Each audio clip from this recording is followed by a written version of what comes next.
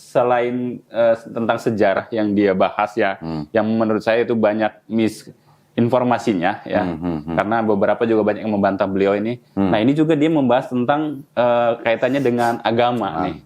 Nah ini kita pengen minta penjelasan dari Kodondi nih. Kira-kira mana nih yang akan Kodondi akan koreksi? Ya.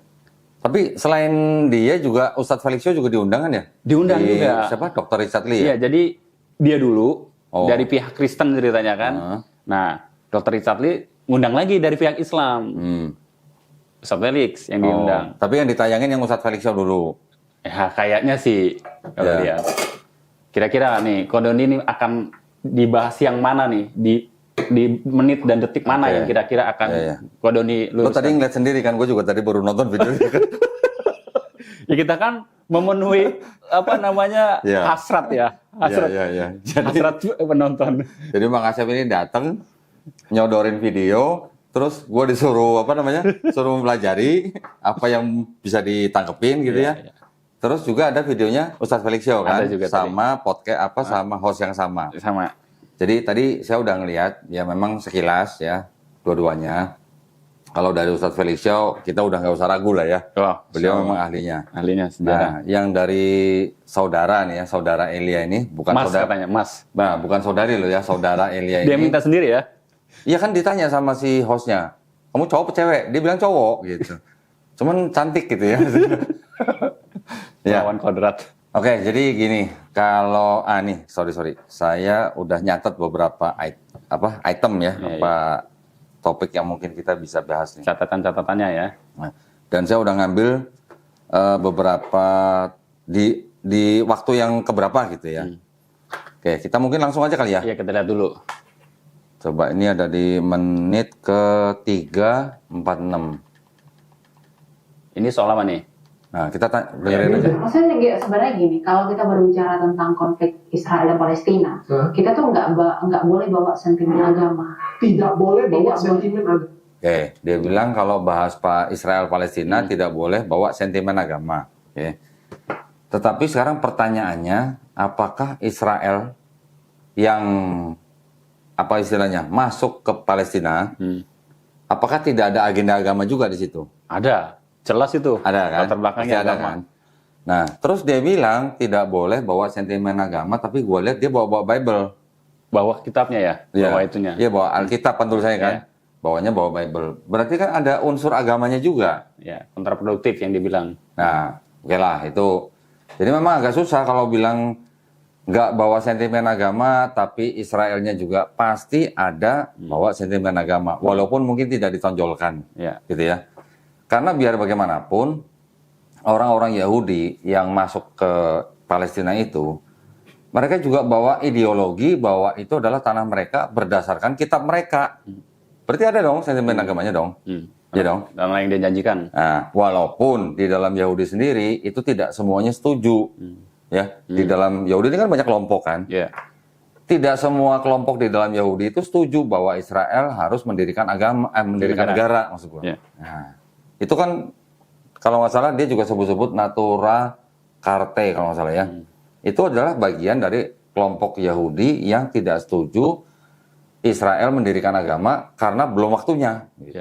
Mereka menganggap bahwa pendirian negara Israel itu harus menunggu perintah Tuhan. Gitu.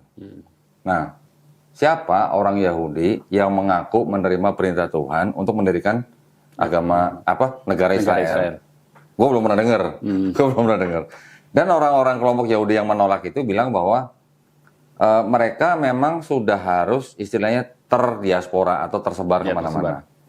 Dan di dalam keyakinan mereka harus mentaati pemerintah di tempat di mana mereka tinggal. Gitu ya. Itu adalah keyakinan orang-orang kelompok yang tidak setuju didirikan negara Israel.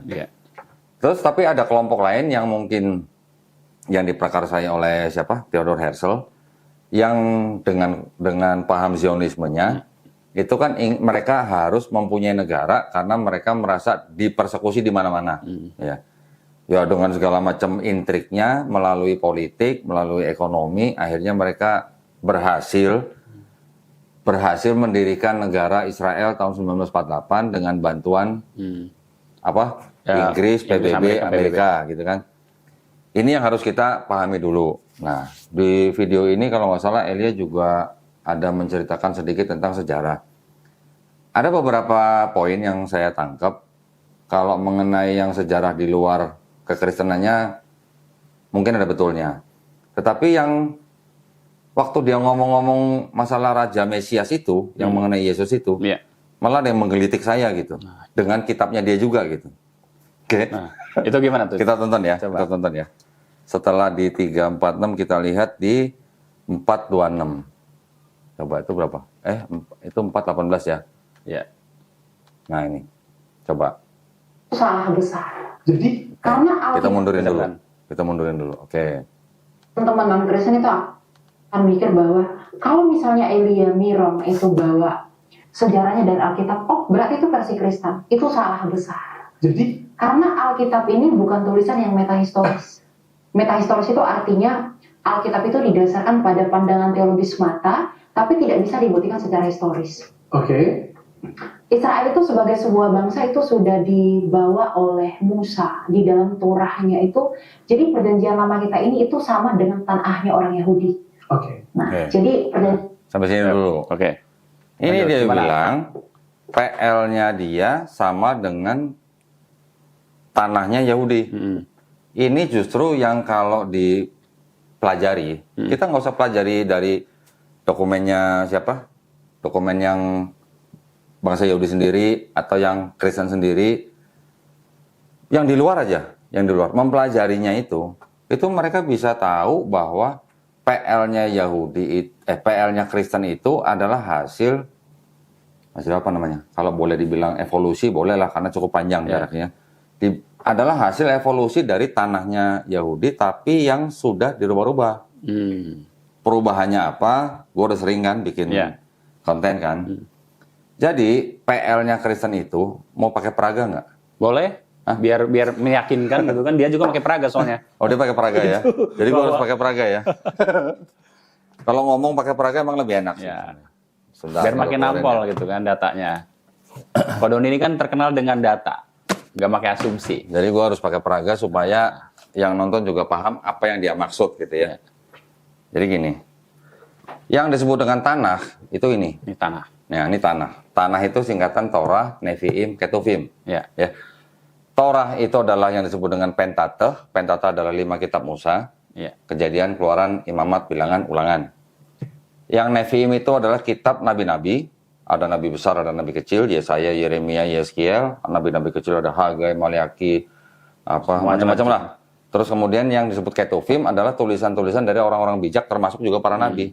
Misalnya ada Kidung Agung, ada Amsal, ada Pengkhotbah, ada Mazmur. Itu termasuk Ketuvim. Ini kitabnya orang Yahudi yang disebut dengan tanah. Oke. Ini dalam bahasa Ibrani. Disusun kira-kira 450 sebelum Masehi. 400 kira-kira lah ya. Jadi di abad ke-5 sebelum Masehi. Ibrani ya. Ya. Dari Ibrani ini kemudian diterjemahkan 2 kali nih. Yang pertama cuman Torahnya aja. Tadi kan ada Ya. Torah, Nevi'im, Ketuvim. Torahnya aja diterjemahkan kira-kira di tahun 270 sebelum Masehi yang memerintahkan Raja Ptolemy II kepada siapa? Kepada rabi-rabi Yahudi yang tinggal di Yerusalem untuk menerjemahkan tanah ini ke dalam bahasa Yunani. Gitu. Jadi rabi-rabi ini adalah rabi-rabi yang multibahasa. Mereka bisa bahasa Ibrani, mereka juga bisa bahasa Yunani karena pada waktu itu kan di bawah penguasaan Yunani. Dari semenjak Alexander Agung menguasai banyak daerah di Mediterranean itu, Yerusalem itu termasuk bagian dari penguasaan Yunani, termasuk di Mesir. Nah di Mesir ada dinasti namanya dinasti Ptolemy. Dinasti Ptolemy ini adalah dinasti bonekanya Yunani. Gitu lah. Raja Ptolemy II memerintahkan 72 rabi-rabi sebenarnya. 72 rabi-rabi untuk menerjemahkan ini menjadi ke bahasa Yunani, menjadi ini. Nih, Septuaginta. Ya. Nah, setelah Torah baru diterjemahkan lagi yang Nevi'im dan Ketuvim itu oleh orang-orang Yahudi yang sedang ada di Alexandria, Mesir. Orang-orang Yahudi ini orang-orang Yahudi yang mana? Ya, orang-orang Yahudi yang memang juga bisa 2 bahasa, tetapi karena mereka lama tinggal di daerah Mesir, itu kan pasti ada yang namanya pengaruh Helenisme. Yunani. Helenisme adalah budaya yang dibawa oleh Yunani. Pada saat mereka menguasai daerah-daerah di Mediterania itu, pasti dong selain bawa tentara juga pasti bawa Misi budayanya dong. misi gitu ya. Misi lah. Ya kayak Belanda waktu masuk Indonesia Ya. juga gitu kan. Jadi orang-orang Yahudi yang sudah terpapar oleh Helenisme, yaitu paham dari Yunani kuno, menjadi ini. Oke. Nah, terus ini yang menjadi PL atau Perjanjian Lama. Itu. Tapi proses ini menjadi PL itu ratusan tahun. Iya. Bukan setahun 2 tahun gitu. Jadi ada beberapa tahapan dari mulai abad kedua, ketiga, keempat, Septuaginta ini dikoreksi oleh bapak-bapak gereja dari mulai Origen, Lucian, sampai di akhir abad keempat oleh Hesisius. Koreksinya itu membuat seolah-olah, jadi Septuaginta ini seolah-olah berbicara mengenai Yesus di Perjanjian Baru. Nah, ini dari mulai abad ketiga sebelum Masehi sampai abad keempat Masehi baru menjadi PL, gitu ya.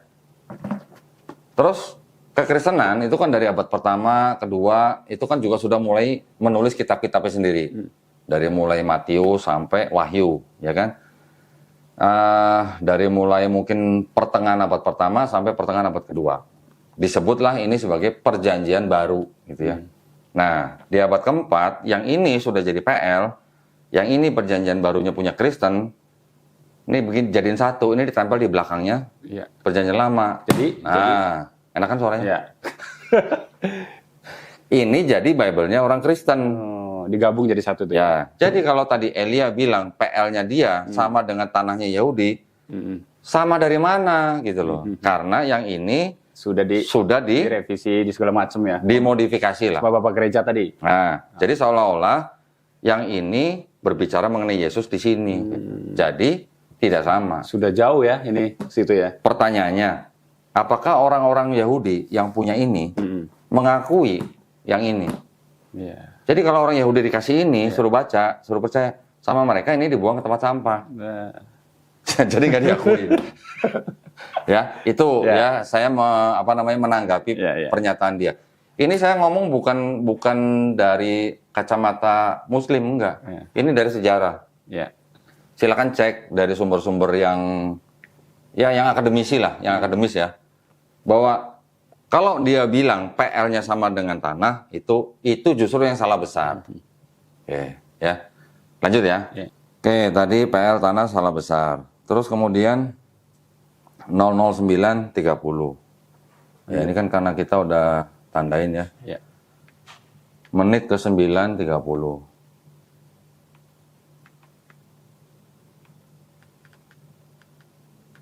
Oke, kita dengerin.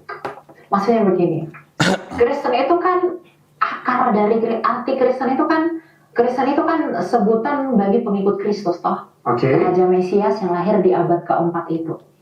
Nah, dengar ya? Ya, pengikut. Menurut dia Kristen adalah pengikut Kristus yang lahir di abad keempat. Ya. Yang lahir di abad keempat ini maksudnya Kristusnya atau Kristennya nih? Nah, berarti ya. Kita nggak usah tanggapin dulu, biar nanti penonton juga apa pemirsa juga paham gitu ya. Nanti karena ada 2 kali pernyataan dia lagi yang agak bertolak belakang. Beda ya sama yang di awal. Kalau kita mau bilang yang dianggap lahir di abad keempat itu Kristusnya, berarti itu juga udah salah. Iya. Karena Kristus lahirnya sebenarnya masuk ke dalam abad pertama sebelum Masehi, akhir abad pertama, di tahun 4 sebelum Masehi. Nanti dia juga bilang bahwa Yesus lahir di tahun 4 sebelum Masehi. Tapi nanti di lain waktu lagi ada di detik yang lain lagi, dia bilangnya di akhir abad keempat. Beda Nah, jadi mungkin si Elia ini masih bingung membedakan antara abad sama tahun gitu ya. Nanti kita dengar lagi. Jadi itu nanti kita skip dulu lah, nanti kita dengerin lagi ya. Terus kalau dia bilang Kristen adalah pengikut Kristus, itu berarti sudah bawa teologi. Ya. Oke. Karena yang diikutin Kristen sama Yesus di dalam Bible mereka sendiri, itu juga bikin bingung. Apa yang diikutin gitu? Sunat enggak. Yesus mati dikafanin, mereka mati di peti, pakai baju pengantin. Terus puasa Kristen enggak, atau ada puasa tapi tidak seperti yang istilahnya dalam Islam tuh sunnahnya Yesus gitulah, ya kan? Terus kemudian tadi apa? Yesus sunat, Yesus nggak makan babi, Kristen makan babi. Yesus mati dikafanin, Kristen nggak dikafanin. Yesus doanya sujud, ya kan? Di Taman Getsemani di Bible sebutkan Yesus doanya sampai sujud, mukanya sampai ke tanah. Mereka doanya gimana? Ya. Kita tahu lah beda-beda lah ya di gereja ya. Jadi kalau dibilang Kristen pengikut Kristus, kalau menurut kita kurang tepat. Masih debatable lah gitu ya. Ya, debatable. Kalau yang menurut pandangan kita, Kristen itu bukan pengikut Kristus, tapi penyembah Kristus. Pengikutnya pengikut siapa? Pengikut Paulus. Karena ajaran yang dilakukan oleh Kristen sekarang itu adalah ajaran Paulus. Gitu. Paulus ngajarin dosa waris, Yesus nggak ngajarin dosa waris. Oke lah, itu sih mungkin jadi panjang lah ya. Berikutnya, terus kita lihat apa lagi nih. Kalau ini, oke, di 10:34. 10:34. Sini ya. Oke, kita dengerin. Jelasinnya terlalu ribet, otak gue nggak sampai atau apa. Yesus itu adalah orang Yahudi. Yesus orang Yahudi karena dia adalah keturunan Yehuda secara khusus. Makanya di dalam Berarti kita juga adalah orang Yahudi. Nah, blunder. Oke. Kalau dibilang Yesus adalah keturunan Yehuda, sama orang-orang Yahudi diketawain. Iya. Ya, karena kan di dalam Bible sendiri diceritakan bahwa Yesus bukan anak kandung Yusuf. Gitu kan?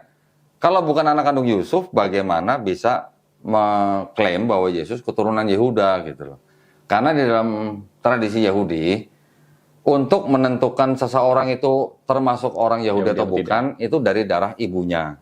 Tapi kalau untuk menentukan sukunya, itu harus dari darah ayahnya. Gitu. Jadi karena Yesus bukan anak kandung Yusuf, maka tidak bisa diklaim dari Yehuda gitu. Yang dia maksud Yehuda itu adalah anak keempat dari Nabi Yakub, ya, atau yang disebut dengan Israel. Kita lanjut lagi. Terus di suku dari menit ke berapa nih? Yang ini kelewat di 15:22. Nah, ini yang tadi mengenai Yesus yang lahir di tahun 4 sebelum Masehi. 15:22. Atau dari sini lah, dari 15 lah. Nah, kemudian ketika dikuasai dinasti Makabi, kemudian berlanjut ke penjajahan Roma. Oke. Lahirlah Raja Mesias, yaitu Kristus pada tahun 4 sebelum Masehi. Nah, kalau dia bilang Yesus lahir di tahun 4 sebelum Masehi, itu betul. Tapi kalau yang tadi, yang pertama kan, yang Kristus lahir di abad ke-4 sebelum Masehi, nah itu salah. Tapi nanti setelah ini ada lagi, nanti dia ngomong di akhir abad ke-4. Beda lagi. Ya, kita dengerin ya. Oke, sebentar di 16:38. 16:38. Oke, ini. Orang-orang pengikut Kristus tadi yang disebut Mesihian sama orang Ibrani. Tetapi di gereja Yerusalem itu dipimpin oleh Rasul Yakobus, saudara Kristus. Nah, ini adalah orang-orang Yahudi yang berdarah Yahudi. Tapi yang di Antioquia itu yang berdarah non-Yahudi. Tetapi tidak masalah mereka hidup berdampingan. Kenapa? Karena bagi orang Yahudi, meskipun Torah 613 misfot itu tidak berlaku bagi. Oke lah, itu ini lah. Tadi yang saya perhatiin dia bilang orang-orang pengikut Kristus, ya kan? Kristusnya kan udah nggak ada nih pada saat itu. Karena Kristen pertama kali yang disebut di Antioquia itu adalah Yesus sudah nggak ada gitu lah. Tadi kembali lagi sebenarnya mengenai pengikut Kristus ya. Jadi itu oke lah, debatable lah. Terus kalau yang dia bilang tadi ada yang Yahudi yang di Yerusalem, ada Yahudi yang di Antioquia, tapi yang di Antioquia ini adalah orang-orang yang sebenarnya non-Yahudi. Ini kan memang semuanya adalah disebut Kristen karena sudah ada ajaran Paulus. Sebelum ada ajaran Paulus, apakah ada terpecah menjadi dua seperti ini? Gitu ya. Itu hal lain lah sebenarnya.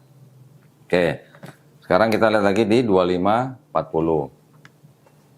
25:40. Nah, ini ya. bahwa kami harus kembali ke Yerusalem. Makanya orang Israel atau orang Yahudi yang berdiaspora itu selalu rindu untuk kembali ke Yerusalem. Karena dalam semangat mereka, Yerusalem itu segala-galanya, Sion itu segala-galanya bagi orang Israel. Oke, ini saya mau bicara gini. Jadi di awal-awal kalau nggak salah dia sempat menyebutkan ada yang namanya kelompok Zelot namanya. Zelot itu adalah salah satu kelompok di dalam Yahudi selain Saduki, Eseni, dan Farisi. Jadi ada 4. Sebenarnya ada 5 sih. Ada Saduki, Eseni, Zelot, Farisi, ada satu lagi sebenarnya Samaritan. Samaritan.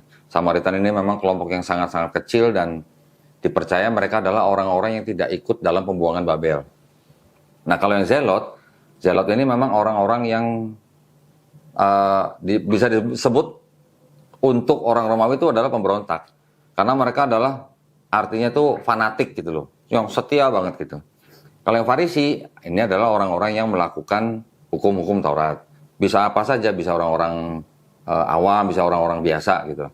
Kalau yang Eseni, ini yang tidak mau ngurusin duniawi, mereka memisahkan diri gitu. Kalau yang Saduki, ini orang-orang yang bisa berinteraksi dengan yang disebut dengan penjajah Romawi. Nah, yang Saduki udah hilang, yang Eseni juga udah hilang. Yang Zelot juga sebenarnya boleh dibilang ya tidak terlihat aksinya sampai pada waktu Kristen itu timbul. Tetapi yang lebih pengaruh sebenarnya adalah yang Farisi. Paulus kan orang Farisi ngakunya, ya. Kalau salah satu murid Yesus yang dari Zelot itu kalau nggak salah Simon apa Yudas gitulah, itu juga dari Zelot. Nah, kalau dia bilang, saya pernah menangkap dia ngomong Zelot itu mirip dengan Zionis. Mungkin kalau dalam arti semangat untuk mempertahankan negaranya, mungkin dia benar. Tetapi konteksnya pada zaman itu disebut Zelot dan konteksnya pada saat di akhir abad ke-19 timbul Zionisme, ini sebenarnya sesuatu yang berbeda. Kalau Zelot ya memang pada zaman itu mereka di bawah penguasaan Romawi. Tapi kalau Zionis ini adalah kelompok yang memang mereka ingin mempunyai negara sendiri karena mereka tidak mau dipersekusi oleh negara di tempat mana mereka tinggal gitu loh. Kan di dalam kitab mereka juga disebut ada bukit namanya Bukit Sion gitu loh.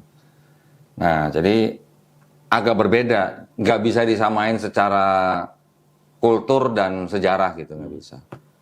Oke. Terus kita lanjut lagi di menit ke berapa nih? Ini menit berapa sekarang? 25 ya. 25 ya. Kok coba tadi berarti kelewat. Ada di menit ke 19:01 nih. Oh, lewat.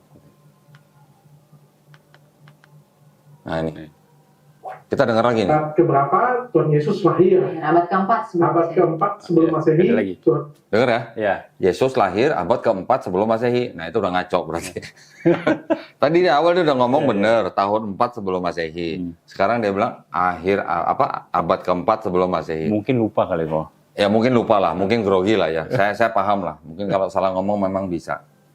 Tetapi yang mau saya angkat adalah sedikit begini mengenai kelahiran Yesus. Dia mengakui bahwa Yesus lahir di tahun 4 sebelum Masehi ya. Sedangkan di Lukas, kan ada Matius, Markus, Lukas, Yohanes. Di Matius itu Yesus disebutkan lahir pada zaman Raja Herodes. Nah, sedangkan Raja Herodes memang matinya tahun 4 sebelum Masehi. Berarti Yesus lahirnya beberapa saat lah sebelum Raja Herodes mati ya. Anggaplah tahun 5 atau tahun 6 sebelum Masehi. Karena Raja Herodes pada saat sebelum dia mati, dia memerintahkan pasukannya untuk membunuh setiap bayi laki-laki yang berusia 2 tahun ke bawah. Berarti Yesus lahirnya sebelum wajah habis salah ngomong tuh. Jadi Yesus akhirnya lahirnya beberapa tahun sebelum tahun 4 sebelum Masehi. Berarti bisa tahun 5 atau tahun 6. Oke. Tetapi di dalam Lukas, kalau yang di Lukas nih, Lukas menceritakan bahwa Yesus lahir pada zaman yang namanya Kirenius menjadi wali negeri Syria. Semua sejarawan mencatat bahwa Kirenius ini menjadi wali negeri Syria itu tahun 6 Masehi. Jadi kalau 6 Masehi dibandingkan dengan 6 sebelum Masehi, ada jarak 12 tahun kira-kira. Jadi ada berapa Yesus dalam gospel mereka gitu ya. Ini sih hanya pengetahuan sekilas lah buat teman-teman lah ya. Oke, terus selanjutnya ini yang 2540 tadi udah ya. Sekarang 3525 kita lihat. 35 33 34. Nah, ini 3522 ya. Kita cek dengerin. Karena Yesus itu lahir di Migdal. Oke. Di Migdal Eder itu menara kawanan domba yang dibuatkan Nabi Mika. Oke. Bahkan secara Bethlehem ini sekarang ada di negara mana nih? Israel.